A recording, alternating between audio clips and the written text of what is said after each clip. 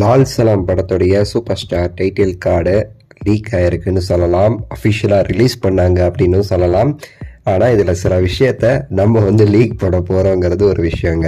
Video கடைசி வரை பாருங்கள், லைக் பண்ணுங்கள், ஷேர் பண்ணுங்கள், சப்ஸ்கிரைப் பண்ணி சப்போர்ட் பண்ணுங்கள்.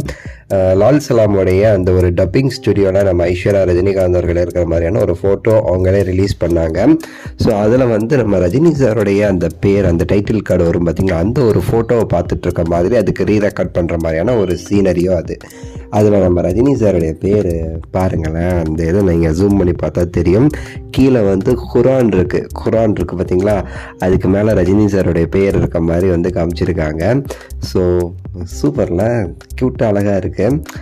ரஜினி சார் இது ஒரு சில விஷயத்தெல்லாம் பேசிட்டு நம்ம லாஸ்ட்டாக நம்ம கருத்தெல்லாம் சொல்லலாம். அதுக்கப்புறம் பார்த்தீங்கன்னா அந்த குர்ஆனுக்கு அப்படியே ரைட் சைடில் பார்த்தோன்னு வச்சுக்கோங்களேன், ஒரு ஃபேஸ் மாதிரி தெரியும். அது வேறு யார் ஃபேஸும் கிடையாது, நம்ம தலைவர் ஃபேஸ் தான். ப்ரேயர் பண்ணுறாரு அல்லது குர்ஆன் வாசிச்சிட்டு இருக்காரு. ரெண்டில் ஏதோ ஒன்று நடக்குது, சரிங்களா. அது நம்ம தலைவர் ஃபேஸ் தான், அது நமக்கு பார்த்தாலே தெரியுது. அண்ட் தூரத்தில் பார்த்தீங்கன்னா அந்த லாங்கில் சென்டரில் பார்த்தோன்னு வச்சுக்கோங்களேன், யாரோ படுத்திருக்கிற மாதிரி ஒரு டோன் இருக்கும், ஒரு ஷேடோ. அதுவும் நம்ம ரஜினி சார் தான். முஸ்லீம்ஸ் அந்த தொழுகை ப்ரேயர் பண்ணுவாங்க தெரியுமா, அப்படியே படுத்துட்டு இருக்க மாதிரி அதை சஜிதான்னு சொல்லுவாங்க.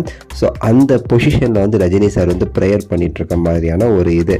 ஸோ ரஜினி சாருடைய ப்ரேயர் அந்த படத்தில் அந்த டைட்டில் கார்டு வரும்போது ரஜினி சார் குர்ஆன் வாசிச்சுட்டு அப்படியே ப்ரேயர் பண்ணுற மாதிரி பேக் ட்ராப்பில் காமிக்கிறாங்க. எவ்வளோ அழகான ஒரு இது. Super Aishwarya Rajinikanth ma'am. வெளியே ஃபுல்லாக பார்த்தோன்னு வச்சுக்கோங்களேன், ரஜினிகாந்த் அவர்களை பிஜேபின்னு சொல்லி ஒரு கூட்டம், ரஜினிகாந்த் அவர்கள் இஸ்லாமியர்களுக்கு எதிரானவன் சொல்லிட்டு ஒரு கூட்டம்.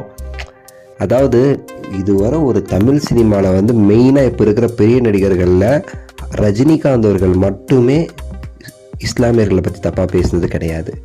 எந்த ஒரு படத்துலையுமே இஸ்லாமியர்களை தப்பாக காமிச்சது கிடையாது. இஸ்லாமியர்களை பெருமையாக காமிச்சிருக்காரு, கண்ணியமாக காமிச்ச ஒரே நடிகர் தமிழ் சினிமாவில் இப்போ இருக்கிற டாப் நடிகர்களில் ரஜினிகாந்த் அவர்கள் மட்டுமே. ஸோ அப்படி இருக்கிறவரை பொய்யான விஷயம், அவர் அப்படி இப்படி முஸ்லீமுக்கு ஆபத்து அப்படி இப்படிலாம் சொல்லி பரப்பி விட்டானுங்க. அதனால திரும்ப திரும்ப அவரை பாருங்கள், அழகாக முஸ்லீம் எல்லா மதத்தையும் நான் ஒன்றா தாயா பார்க்குறேன், எனக்கு எல்லாமே ஒன்று தாயா அப்படிங்கிறத திரும்ப காமிக்கிற மாதிரி அந்த படத்தில் அந்த title card. Super Aishwarya Rajinikanth ma'am. ரொம்ப காத்துட்ருக்கேன் ஆவலா. நீங்கள் எந்த அளவுக்கு காத்துட்ருக்கீங்கிறத கீழே கமெண்ட்ஸில் சொல்லுங்கள். லைக் பண்ணுங்கள், ஷேர் பண்ணுங்கள், சப்ஸ்கிரைப் பண்ணுங்கள். அடுத்த வீடியோவில் சந்திக்கிறேன்.